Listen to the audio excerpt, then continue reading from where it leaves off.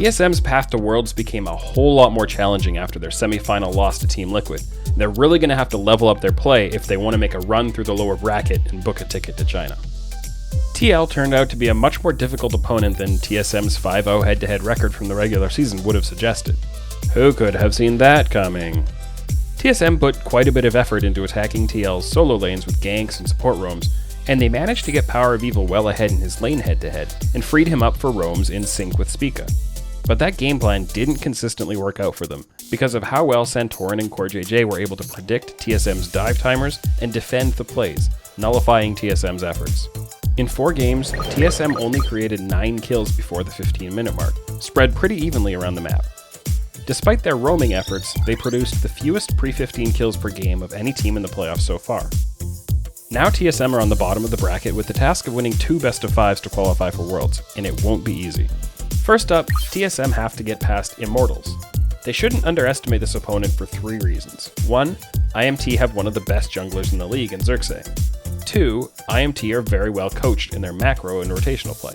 And 3, I'm going to be predicting TSM to win the series, which is super dangerous because IMT always get a massive multiplier on my prediction curves. Strong standard play will be TSM's best bet against Immortals. They should reduce volatility, slow down the pace of the games, rely on their player skill advantages, and sprinkle their heads with holy water as they enter and exit the stage. The next round will be a lot tougher as TSM face either Evil Geniuses or Cloud9. TSM were 3-0 against C9 in the summer regular season and 1-2 against EG, so they might prefer to face C9, and that's probably what you should hope for if you're a TSM fan. But even as the top seed in the playoffs, they're not going to get a choice, they just have to see who wins in the other lower bracket semifinal. If EG make it through, they'll be a tough opponent because of their high-paced, attack-oriented style led by Jizuke's aggressive roaming, and because of their Danny. They've got to run. No, Danny steps up, and Danny shuts down one. Mid laner is dead, though, and it's going to be another kill in. Danny is doing it all. Danny shuts down FBI. The Rookie of the Year puts his team on his back. It's Danny versus the world. It's Danny versus the 100 Thieves, and Danny's going to get 1. Danny could get 2. Holy God, he's so damn good. To beat EG, TSM should ban Tristana. But really, TSM should start by recognizing that EG are typically a topside team. They like to focus on Rift Herald control and pressuring the enemy jungle using mid lane priority, with Ignar often roaming to contribute to that pressure. In the summer regular season, EG led the league in Herald control and they were 2nd in jungle control. TSM have 2 options to deal with EG's priority on solo lanes. One is to draft comps with strong early skirmishing tools to attack the mid lane and defend their jungle in the Herald if EG make any mistakes with their pressure. Or, if TSM wants a more conservative approach, they could put Lost on champions that push well like Ziggs, and focus on applying turret pressure in the bottom lane while giving up the top side, and then scaling up into the TSM late game comfort zone afterwards. One other note is that TSM should look to include good pick-off tools in their comp like Ashe, Trundle, or Lee Sin, after seeing how 100 Thieves were able to catch out EG in the side lanes so often. There's quite a range of viable strategies for TSM, so they'll just need to select their favorite approach and focus on execution. If TSM have to play against Cloud9 instead of EG, the most important thing will be to prevent them from getting early leads. The most scared I am, that's always against Cloud9. Kind of like when I watch China play, just like once you have a lead, the game is over.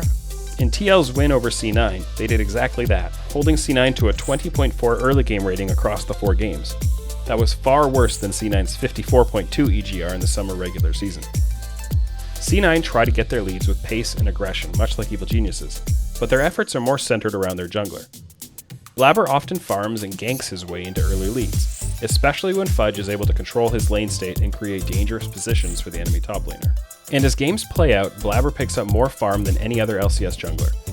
He's maintained that 6.5 CS per minute in the playoffs so far, even without getting the same early leads he's been accustomed to.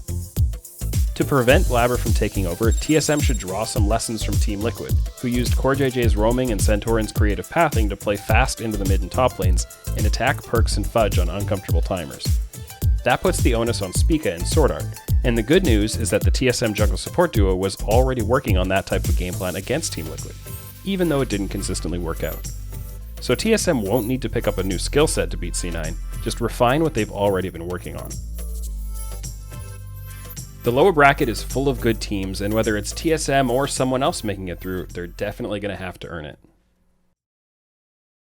Well, we now know 2 of the 3 teams that are going to Worlds, which is very exciting. And if you want to know what it feels like to go to Worlds, just unbox a new Alienware product from alienware.com/Travis and use the code in the description below to access that, because it's just this moment of victory, this moment of elation. It shows up, delivery person drops off at your front door, you bring it in, you set up, and oh my God, you'll imagine what it's like to be standing on the world stage and actually making out a group. So it's what it's like to be a team that goes to Worlds from a different region. Actually, that's the fun thing. No, I'm just kidding. But anyway, thank you so much for watching the video, and be sure to subscribe because then you have a chance to have your name roll against the bottom of the screen, which is pretty neat.